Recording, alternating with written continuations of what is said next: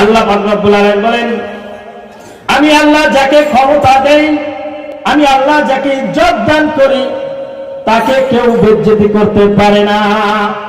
দুনিয়ার সমগ্র মানুষ একত্রিত হয়ে যদি আমি যে বান্দাকে ইজ্জত দিয়েছি তার বিরুদ্ধে আচরণ করে, তাকে বেইজ্জতি করতে চায়, কিন্তু ক্ষমতা, তাকে ইজ্জত আমি আল্লাহ দিয়েছি কিন্তু তাকে বেইজ্জতি করতে চায়, সমগ্র পৃথিবীর মানুষও যদি তাকে বেইজ্জতি করার জন্য একত্রিত হয়ে যায়, আল্লাহ বলেন চুল পরিমাণও তাকে বেইজ্জতি করতে পারবে না, যতক্ষণ না আমি আল্লাহ চাইবো।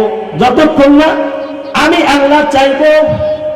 পৃথিবীর সমগ্র মানুষ যদি আপনার বিরুদ্ধাচরণ করে, আপনার ক্ষতি করতে চায়, সমগ্র মানুষ মিলে কিন্তু আপনার ক্ষতি করতে পারবে না।